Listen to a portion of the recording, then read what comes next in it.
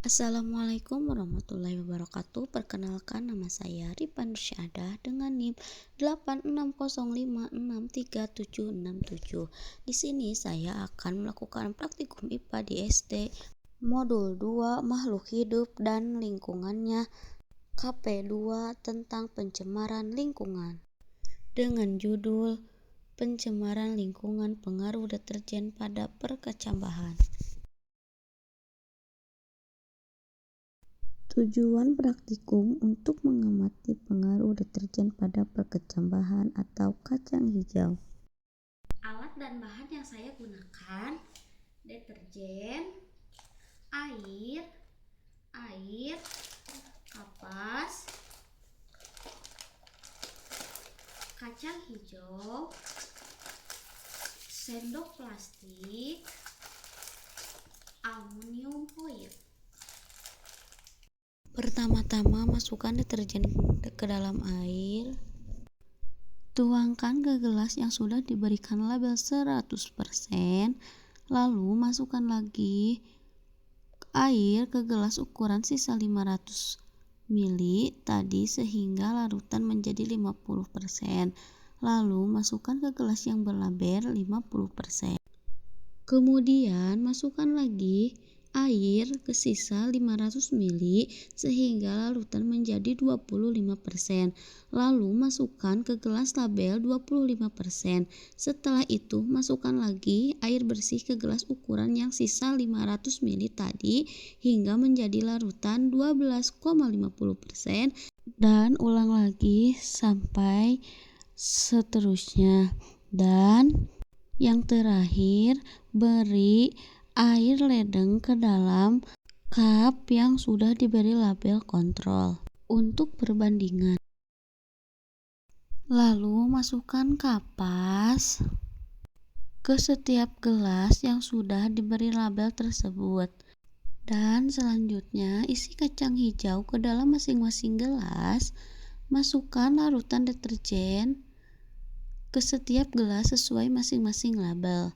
Setelah semua selesai, tutup gelas menggunakan aluminium foil.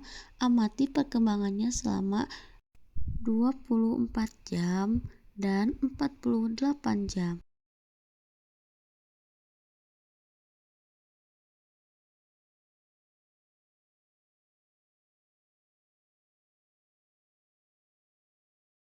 Berikut ini adalah hasil setelah 24 jam. 100%. Pertumbuhan terlambat sepenuhnya. Kulit biji tetap utuh namun ada yang mau muncul tapi mulai membusuk. Yang kedua, 50%. Kondisi hampir sama dengan 100%. Sebagian besar biji tidak menunjukkan tanda pertumbuhan. Jika ada yang pecah kulit, radikula yang muncul sangatlah pendek dan pertumbuhannya segera terhenti. Yang ketiga, 25%. Mulai terlihat ada tanda awal perkecambahan. Pertumbuhan akar sangatlah lambat dan pendek. Deterjen mulai merusak jaringan muda tanaman. Yang keempat, kandungan deterjen 12,5%. Tambah mulai tumbuh, radikula sudah terlihat namun terbatas. Yang kelima, kandungan deterjen 6,25%. Yang keenam, kandungan deterjen 6,25%. Pertumbuhan akar mulai melata, namun kualitas pertumbuhan tetap tidak sekuat kecambah yang tumbuh di air bersih.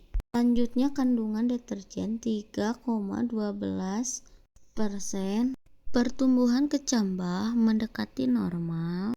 Akar terlihat mulai memanjang secara konsisten, namun tetap memiliki perbedaan panjang dengan kelompok kontrol. Dan yang terakhir ada kecambah kontrol dengan memakai air ledeng atau PDAM. Dan hasil selama 24 jam. Pertumbuhan paling optimal, akar kecambah tumbuh panjang, putih, bersih, dan sehat. Tanpa adanya zat pencemaran deterjen, proses fisiologis pertumbuhan berjalan maksimal. Hasil pengamatan setelah 48 jam. Kandungan deterjen 100%, tidak ada kemajuan pertumbuhan, biji yang tadinya mulai tumbuh dan sekarang membusuk, konsentrasi tinggi menghentikan aktivitas sel tanaman. Kandungan deterjen 50%, pertumbuhan sangat terlambat, ukuran pendek dan tidak sehat, deterjen menghambat proses drastis. Kandungan deterjen 25%, pemanjangan akar yang lebih jelas, akar melengkung dan tidak kuat, tanaman mengalami stres fisiologis berat. Kandungan deterjen 12,5%, akar memanjang konsisten, batang belum kokoh, perkembangan nyata, tapi kualitas tertinggal.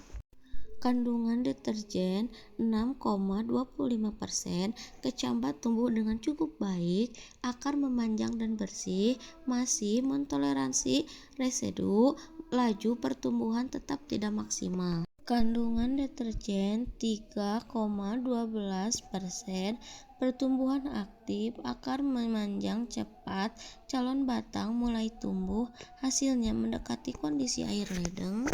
Dan yang terakhir, air ledeng atau air PDAM. Pertumbuhan paling sempurna, kecambah sudah mulai terangkat tanpa polutan, pertumbuhan maksimal.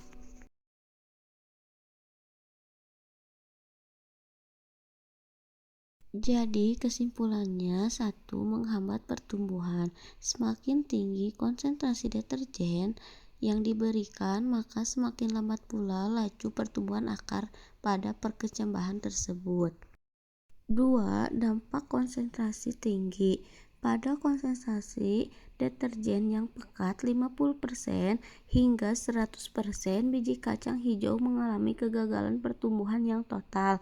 Hal ini disebabkan oleh zat kimia seperti surfaktan yang merusak membran sel dan menghambat proses penyerapan air oleh biji. Yang ketiga, kondisi optimal. Pertumbuhan terbaik ada di kelompok kontrol yang menggunakan air ledeng. Hal ini menunjukkan bahwa lingkungan yang bersih dari polutan kimia sangatlah krusial bagi keberlangsungan hidup dan kualitas pertumbuhan makhluk hidup.